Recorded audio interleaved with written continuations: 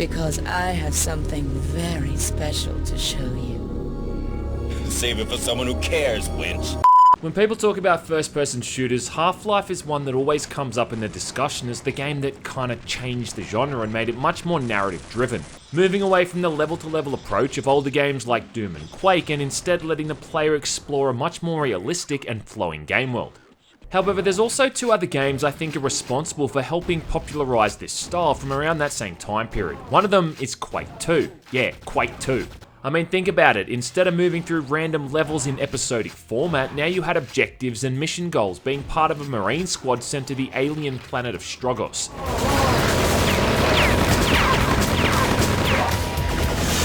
The other one was SiN, a game that had the unfortunate problem of being released a month before Half-Life. Now, I don't know if they did that to try and compete with Half-Life, but it certainly didn't help the reception it got and meant that it ultimately got overshadowed by Gordon's shiny HEV suit and his roguish good looks.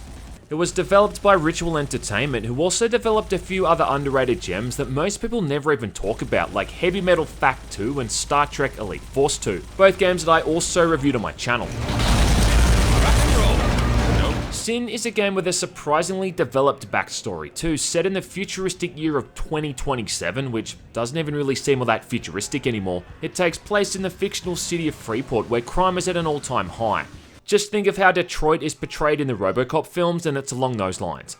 In fact, it's actually very similar to RoboCop 2, it's just instead of the streets plagued by an addictive drug called Nuke, in SiN it's an addictive drug called U4. Police are underfunded and undermanned, so it's up to the private security forces to step in and take over. One of these is Hardcore, led by Colonel John Blade, who the character plays as. Son of a bitch! Along with his partner JC, who's the most stereotypical hacker character that I think ever existed. I'm gonna update that attitude when I get back there.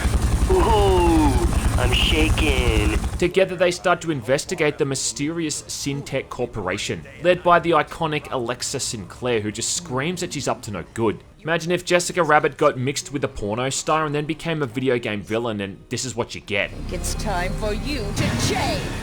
It was pretty detailed stuff, and it had much more of an initial backstory and setting than what we were used to in these kind of games. In fact, the game manual that came with the physical copy, aside from listing the controls and features, was also fashioned in a way that made it look like Blade's diary, complete with scribblings and little journal entries on his day-to-day life.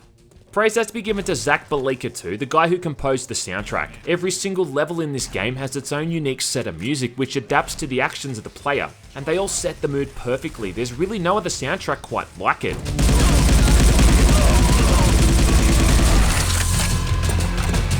Already got it. Run to safety. Thanks, man. Blade was a pretty cool main character too, and in stark contrast to what was happening with other FPS characters at the time. I mean, Bitterman in Quake 2, a lot like Gordon Freeman in Half-Life, never uttered so much as a single word. Blade, on the other hand, was fully voice acted and full of one-liners, much more in line with previous protagonists like Duke Nukem, Caleb, and Lo Wang. Surprise! And like his Build Engine brothers, it was common hearing him drop some of these one-liners when you got into combat with the enemies. Who's your daddy? Along with hearing him tell you that he didn't need an armor pickup 50 times throughout a level. Nope, don't need it. Already got it. Already got it. Already got it. Nope, don't need it. My favourite line is the one when he calls Alexis a bitch, or 15 times it happens. Nude on my ass, you wacky bitch. Alexis just epitomises female character design from back in the 1990s too. She kinda looks like some kind of hypersexualized dominatrix. I mean, you're not sure if you want to gun her down or get down on your knees and call her mistress. Such a sweet little creature. And her boudoir looks like a sex dungeon or an old E3 booth. She seems a little twisted, don't you think? In a pretty cool attention to detail, someone even went through all the time and effort to animate her boobs jiggling. I think she's also a pretty big part of the marketing draw too, and I can remember seeing that early promotional image of her sticking her head out of a pool of water, which I think was pretty quick to catch the eye of every teenage boy that ever happened to see it. They'd put that visual image to even better use in SiN episodes later on too, which we'll talk about soon. It also does fit in with the theme though of her being this femme fatale in this futuristic, drug, blood and piss-stained dystopia. But let's not kid ourselves, titties sell games and they definitely knew what they were doing here. This stuff was 100% pure. Underneath all of that though is just a pretty standard first-person shooter. It's nothing amazing or groundbreaking, but it gets the job done. Weapons form a tried and tested formula. You've got Blade's Magnum pistol, which is surprisingly accurate and great for headshots. There's a shotgun, which is the staple of any shooter, an assault rifle, which looks more like an SMG, a belt-fed chain gun, rocket launcher, and a sniper rifle, among a couple of others. There's an interesting armor system in place too, so instead of just getting generic armor pickups to cover your whole body like the HEV suit in Half-Life or armor shards in Quake 2, you've instead got individual armor pieces for the head, torso, and legs, and this also applies to the enemies. Kill an enemy by shooting them in the torso and they won't drop torso armor on their death. It's kind of unique and it offers up a different approach to the shooting. Rest in pieces. The thing is, the game is super stingy when it comes to ammo for some of these weapons. Most of the time you'll only have a dozen or so shotgun shells, which is a downright sin, no pun intended. And the chain gun, as awesome as it is, with Blade holding onto the belt of ammo like John Matrix from Commando, is really underutilized because there's so few times you get any ammo for it. It does have a grenade launching alternate fire mode, but the weapon swap time between each mode is so slow that it loses its effectiveness. Swapping another weapon out from the sniper rifle is even worse, like this thing takes so long to put away that you can go and make a cup of tea in the time it takes. Early on in the game you can find and build a plasma gun by finding all of these weapon parts, but ultimately this thing's also kind of pointless because there's just so little ammo for it. But oddly though, you'll always have dozens of rounds for the rocket launcher when you finally get it. It's a weird mix. Owned your ass. These guns do look and sound awesome, though I love the animations for the assault rifle and the chain gun with the shell casings flying out all over the place. How SiN really differed from a lot of the other games at the time though was its approach to the level design and the way that choices you made in one level could often spill over into the ensuing ones. It runs on a heavily modified version of the Quake 2 engine, but it still manages to keep the hallmarks of that tech with those wobbly weapon and character models and murky, blurry textures. But to be honest, the whole wobbly models thing I think is really part of the engine's appeal. Roger that. We don't even need to look further than the first level to see how the level design starts to offer up a bit of variety.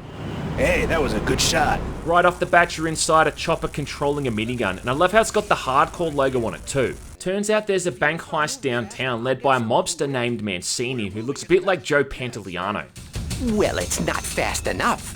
You've got a bunch of objectives, primary and secondary. Your first goal is to take out all the resistance on the rooftops, but you can also shoot out the entrance to the bank to prevent the robbers escaping. Shoot off this billboard too, and in the next part of the level, you'll see it in the same room. This first sort of chapter of SiN is arguably the best the game has to offer too. You start off inside the bank, dealing with all of these punks, logging into computers to shut down the bank's security, gunning down guys bursting through the skylights and rescuing civilians.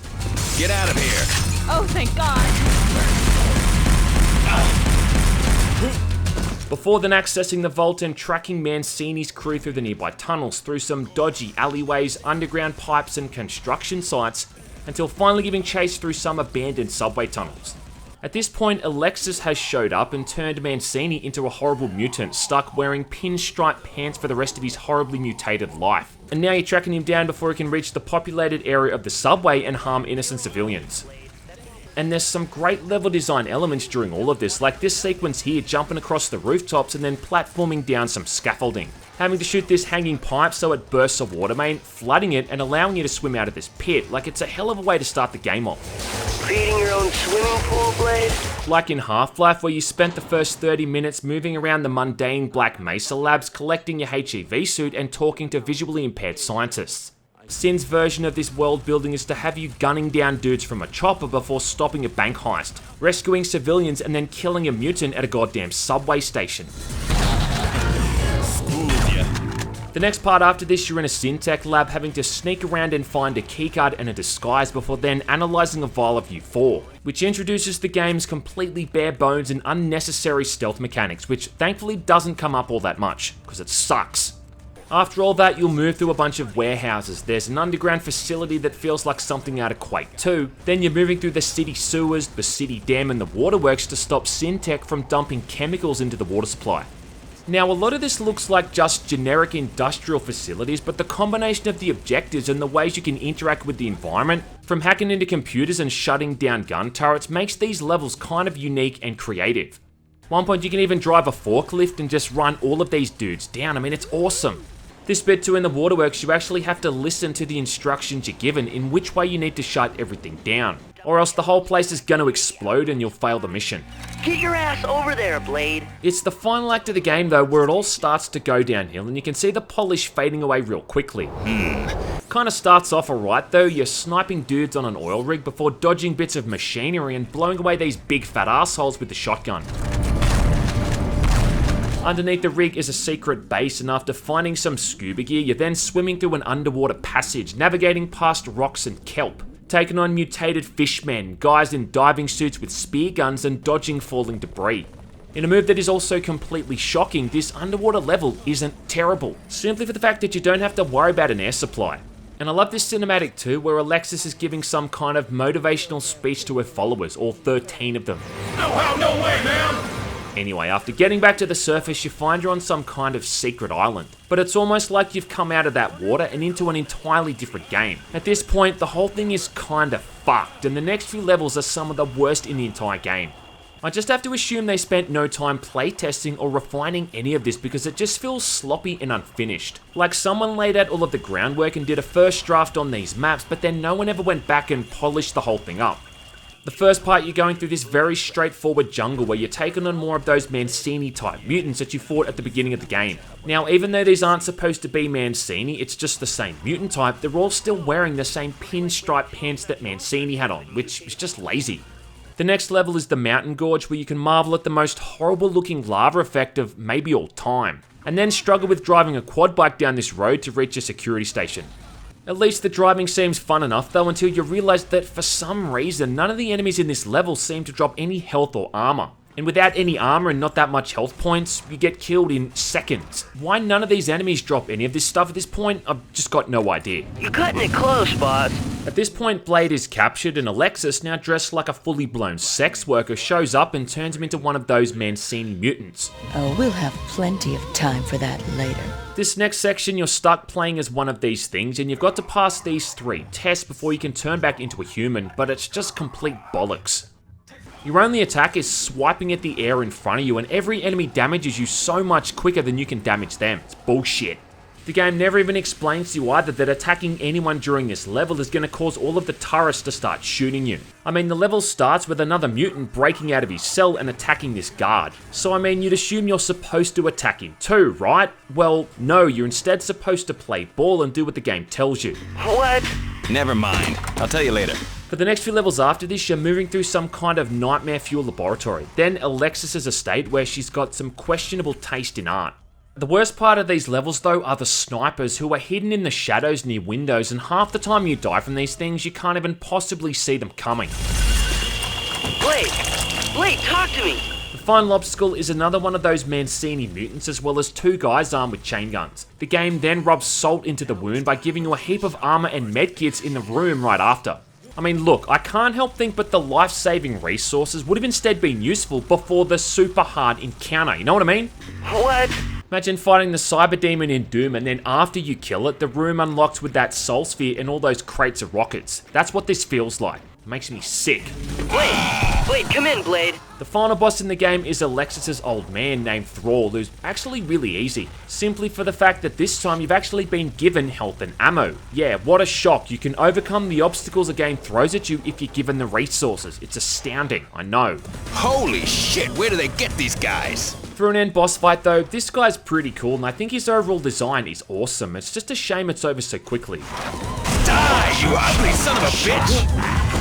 Then after that, you can watch a surprisingly polished and, to be honest, downright awesome cutscene with some pretty good looking CGI, where Blade calls Alexis a bitch a bunch more times and then she vanishes into thin air in what's probably one of the best video game cliffhangers of all time. This! Oh, hell.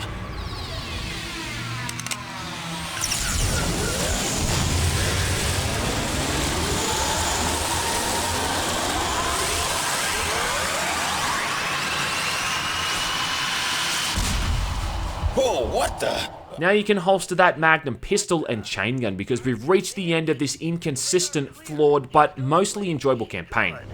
No way! Your crazy bitch got away. playing this thing now in 2020, I still think most of it holds up, but obviously some of those crappier levels are still crappy. Luckily, this isn't all that much of an issue to get going nowadays, thanks mostly to SiN Gold, but back when this thing first came out, it was an absolute arsehole, and it broke down more than a second-hand Kia. Aside from just crashing all of the time, it had a lot of bugs too, and I can remember the load times being upwards of even 2 or 3 minutes. Even before it got repackaged in this whole SiN Gold pack, it was still really prone to just crashing and freezing too. And it's a real bummer considering most Quake 2 engine games seem to run pretty well on modern rigs. The other problem is that it obviously got released around the same time as Half-Life, which is like when Pulp Fiction came out around the same time as Forrest Gump. My guess is that they rushed the development and the release date along to try and get their game done before Half-Life, which is ultimately I think why the second half of the game just feels so half-assed. And it's a damn shame because if the whole campaign had the same amount of polish as these first few levels, this would have arguably been as much of a classic game as Half-Life was. If nothing else, it would have at least got a bit more recognition, but all it's known for now is Alexis's giant rack. I love obedient men. Save it for someone who cares, winch. Like a lot of games from that same time period, SiN eventually got an expansion pack. Now this one was called Wages of SiN, and it takes place after the events of the base game. The story here is that after Alexis disappeared, a mafia boss named Monero decided to try to rise up and take over the city. Damn! We're too close now to have it all screwed up by a couple of monkey-brained religious fanatics. Creating his own brand of mutants based off Alexis's research. If that voice is sounding familiar, it should, because it's Mike Shapiro, the same guy who voices G-Man and Barney in the Half-Life games. And this guy does the best wise guy accent of all time. Check it out. What? I can't believe it! I don't want any of them breaking out again, or it's your ass! Anyway, this expansion actually starts off pretty well, aside from the fact that the title screen looks like it's using Comic Sans font. You get this awesome shot looking over Freeport City that reminds me a bit of the start of Max Payne. Then some really creative camera work, like this shot here as the chopper lands, this bird's eye view of the city, and then this pan through a parking garage as Monero's limo pulls up. Followed by a fun sequence where Blade is chasing after some dude in a car that's identical to his, drifting around like it's initial D or something. This whole intro goes on for like 10 minutes. In fact, I'd say there's been more work put into this intro cinematic than the entire cinematics in all of SiN. What? I can't believe it! As an expansion pack, this is exactly the kind of thing you'd want to see too. There's new weapons like the Flamethrower, the Plasma Bow, and you can even dual wield the Magnums now and put silencers on them. And is it just me, or does this Plasma Bow kind of remind you of something? These new guns are pretty good and fun to use, but the thing is that they're mostly just beaten out by the standard guns. I mean, the Plasma Bow is cool, but the charge up time to fire off a shot is just far too long. You're better off just using the assault rifle or the chain gun instead. The Flamethrower again is a cool weapon, but it doesn't really stun or stagger enemies when they're hit, so you're better off just using a gun that's more direct and to the point. Put a bullet in someone's dome and just get on with it. I'm a regular Barney Miller. The concussion gun shoots out a little pulse, and it's about as useful as piss-flavoured mouthwash. It's probably good at getting rid of kidney stones, but it sucks balls otherwise. Rock and roll. My favourite new weapon though I think is the Stinger missiles, which is this backpack that Blade wears and activates with the press of a button that fires out these 3 wonky looking missiles that heads in the general direction you're aiming. It's really good against some of the bosses because it does great damage and their hitboxes are so humongous that you'll actually manage to hit them. Against everything else though, it kinda suffers. I mean, look at this. Every single rocket somehow missed this guy. The best part though, if nothing else, they actually give you ammo for all of these weapons. You'll be flushed with ammo for the shotgun, the chain gun, and the rocket launcher. Finally! It's like someone working on this expansion pack realised how tight-ass the original game was. There's also new mechanics too. You can climb ropes now like an opposing force. There's now a flashlight which was oddly omitted from the first game, as well as night vision goggles that highlights enemies in the dark. There's some pretty funny new moments too with Blade and JC, as well as just some pretty funny moments in some of the levels. We're looking for the Crane shipyard. Crane is spelled C-R-A-N-E. Good. Wow, she's hot. Wow, she's hot. Starts off moving through the sewers, classic, where you find some kind of bizarre shrine to Alexis that I guess a bunch of mutants made, followed by a shootout in an abandoned building full of mobsters. There's a later level in a casino that feels like something out of a Duke Nukem game. Check out this nightclub too with all the 4 people ripping up the dance floor. And you end up in a penthouse too with these 2 bimbos in a jacuzzi covered in frothed up soap. Wow, she's hot. Some of the new enemy designs are pretty cool too, like this one here, which just looks like a hobo with a shotgun, but when you kill him, the spider that's infecting him just fucking bursts out of his chest like a goddamn chest burster. It's gnarly. The end few levels for this expansion pack are also insane. You've got pretty much 4 boss fights in total, and they're all back to back. For the first one, you're fighting one of those giant Mancini mutants, and again, it survives about a bazillion bullets and rockets before dying. After that, 2 more of them burst out of the nearby walls, and you gotta take them both out while they're throwing barrels and crates at you, which, if I'm being honest, is a little bit rude. You'd think that might be it, but no, Manero runs off trying to blow up Freeport. I don't like the sound of that. So Blade heads to the city power plant to defuse a bomb or something, only for Manero to show up in a goddamn combat chopper shooting at Blade with rockets. Surprise! And is it me, or does that line sound familiar? Surprise! Now you've got to shoot down the chopper, which survives another couple of dozen rockets, and you think that might be it. Oh yeah! What goes up must come down. But wait, there's more, because now he's got some kind of high-powered energy shield and he's attacking you on foot. What an arsehole. After you shoot him with another couple of dozen rockets, you think that would have to be it, surely. But no, he still has one last trick up his sleeve. Now he's gone invisible and you've got to use your night vision goggles to spot him, along with avoiding what's basically a goddamn BFG that he's using. They really didn't mess around with this final boss here. This is one tough son of a bitch. Once it's all done and dusted though, that's it. It's all over and it ends with Blade contemplating the return of Alexis. But I don't like this. She's like some storm sitting out on the horizon, menacing. Wow, she's hot. The series would pretty much lie in hibernation at this point until the release of SiN Episodes Emergence in 2006. And talking about this one isn't just opening up a can of worms, it's opening up a goddamn drum. This thing was pretty much a guinea pig for Valve's whole episodic content model for game design, which they tried to then incorporate with Episode 1 and 2 for Half-Life 2, and we all know how that turned out. It also happens to run in the Source engine too, the very same Source engine used for Half-Life 2. It's even got its own version of the first aid terminals. Emergence kinda follows suit here, so like Episode 1 and 2, it's an incomplete game. It's really just a 2 or 3 hour campaign where you can tell they had big plans for where it was going next, but ultimately it never came to pass. At the time there was even talk they'd base the content and story in these future episodes on what the community voted for, which if you ask me is just a stupid idea. I always try to maintain some sense of decency. It was also the guinea pig for a bullshit adaptive difficulty mode, which was supposed to make the game harder or easier depending on how you played. So if you get too many headshots, enemies start wearing helmets and they become more aggressive. If you're breezing through the levels, they become smarter, more accurate, and you start taking more damage. When this game launched though, this mode was outright broken. And I remember getting stuck on the final boss where it was capped at the highest difficulty and I just got destroyed over and over. You want to know why barely any games try to use this kind of difficulty mode? I'll tell you why, because it's stupid. One of the few games that managed to pull it off was Resident Evil 4, and that's because most of the stuff that it changed in that game you'd hardly notice.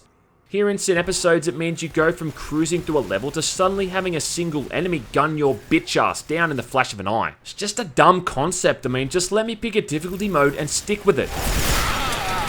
Part of the fun of playing a shooter is becoming good at the game and making it your bitch, but if the game is going to artificially increase the difficulty as some lame way of making it more challenging, well, it just takes away that whole power fantasy element.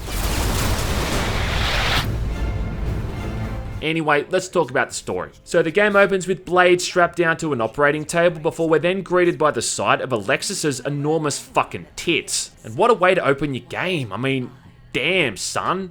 I mean look, I'm an arse man first and foremost, but dem titties they're starting to convert a brother. She then says a bunch of crap along with a creepy guy named Radic, and they do their best evil villain impersonations before then vanishing. Soon after that, you break out of your confines, rescued by a girl named Jessica, who's basically a ghetto version of Alex Vance with her G-string hanging out of her pants. About all she's missing is a tramp stamp or a bullseye tattoo around her mouth. What is your destination? South corner of fuck and you. Then there's a pretty cool sequence where you drive through Freeport as she lays the whole thing out. Then you're dropped off at the docks and you get to go off and kill things. You'll soon notice too the complete lack of dialogue from Blade. In fact, I think he says about 2 lines in the entire game, and this is definitely one of the biggest problems it has. Talk to me, Jessica. I think the other really odd omission is the complete lack of an armor system. Yeah, there's no armor at all, just your basic health points. When it hits 0, you die. Just kind of weird to not include any kind of armor system. I mean, we've had armor in first-person shooters since the original Doom.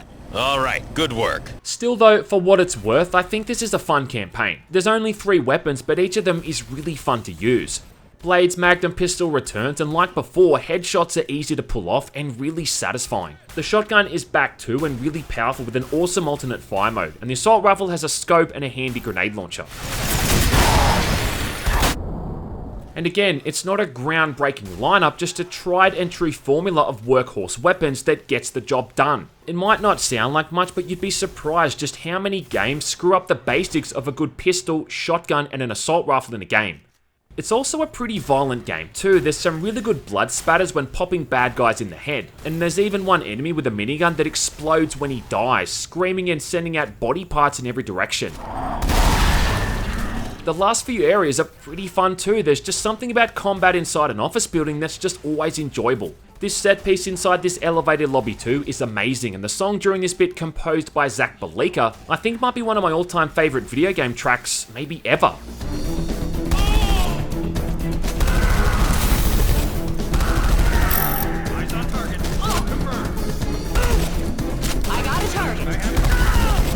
You even get a shootout in a parking garage and some more sewers. I mean, it's classic stuff. It's classic. It also makes good use of the physics in the Source engine too, sending bodies and prop items flying all over the place. There's heaps of explosions and a mechanic where you can slow down time if you inhale this toxic gas. For the ending of this episode, you're climbing up the edges of this building, which ends with a boss fight against a big mutant, followed by a final fight against a combat chopper that's sadly one of the worst things ever designed by another human being. It all ends with a mock trail of what was supposed to happen in the next episode, but as we all know, it never came to pass. SiN Episodes was an interesting experiment though, and one that never got the resolution it deserved. It's a good poster child though for why episodic content and adaptive difficulty modes aren't always a good idea, and its campaign ends just when it's starting to pick up some speed. It is good for seeing Alexis in a micro-kini, and the shotgun truly is glorious in this thing. I can't really overstate how perfectly it captures that feeling of being able to drop someone like an absolute bag of shit. But it's really just a 2-hour shooter with no real purpose or replayability, which is a shame, because it has some solid gunplay and some pretty fun level design. Sadly too, this game pretty much meant the end for Ritual Entertainment, and it was the last proper title they worked on. Whether or not the original SiN is a good game, though, is something that's been in contention for a while now. Some people seem to love it, others seem to hate it. I think it's a combination of the good and the bad, mostly the good. Jackpot! So if you've got the patience to get into it, SiN offers up a pretty enjoyable shooting experience, filled with mutants, soldiers, and fake tits. It's no Black Mesa, but it's a start.